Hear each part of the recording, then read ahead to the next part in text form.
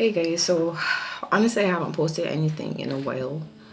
Um, it's been tough for all of us, and I just really haven't been feeling motivated. But I had to break my silence today. This morning, last night, we got the news that we lost one of our nurses. And while every death has been difficult, this one really, really hit me. I woke up this morning literally crying. Not the first time, of course. And I've been seeing patients throughout the day, and I've been trying to compose myself while I'm seeing the patient, just crying in between. And I'm not making this video because I want anybody's sympathy. I really don't care. This is a job I have chosen to do, and I love it. We put our lives at risk. We're still seeing patients. We still have to go into people's homes if they can't get to us. We still have to go back home to our families. There's nowhere else for us to go. And I'm quite aware that there are a lot of other doctors who are working in much more high-risk situations than I am. There are people working in A&E. There are people working swabbing in the polyclinics. There are people who are working at Harrison's Point. And the struggle is very real for them. So I'm not making this for sympathy. I want you to know that there are real people who are fighting this battle. And all over the world, those people have suffered and sacrificed their lives and died.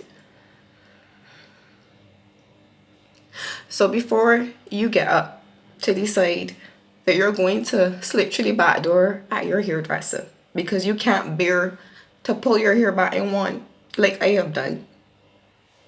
Before you decide that you must go to your lash technician, you have to get your nails done despite a lockdown. Before you jump on Facebook and order food because you don't feel like cooking today, before you decide that you cannot stay away from your friend that lives down the street. After all, we're just friends and we're always mixing up on one another, so there's nothing wrong with it. Before you decide that you can go next door or see your relatives down the street, I want you to think. Think about the people who are literally putting their lives at risk, putting their families at risk to protect yours, and ask yourself if what you are about to go and do is worth it. Because it's not. Nobody should have to come to work every day and wonder if they're going to come carry back home something that could potentially kill themselves or their families.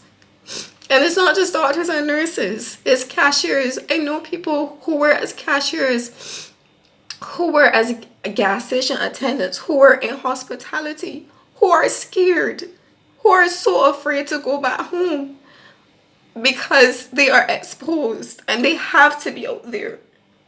And I know it's hard for people who are at home and not making an income. I know it has to be difficult.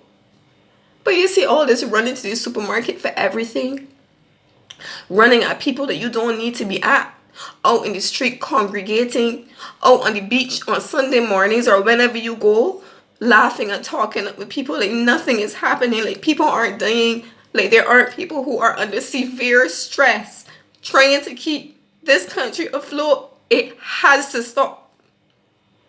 It has to stop. And if you have any semblance of a conscience, I hope that you will hear what I am saying.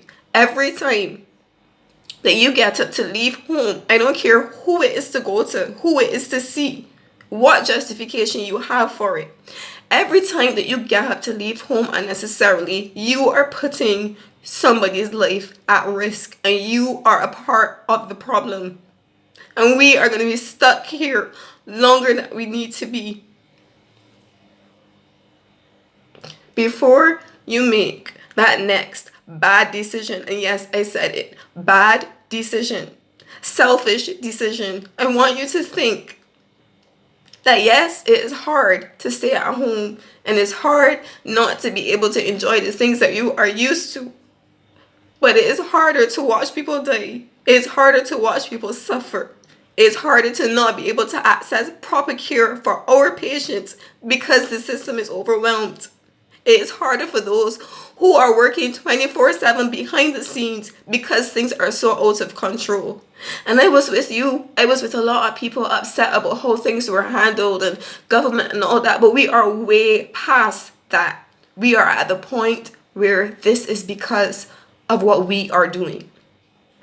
So I want to say to you, from the bottom of my heart, I love people.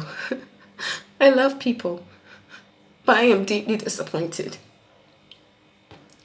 And if you have a heart, and if you can't hear what I am saying, please, please stay at home. It's not worth it.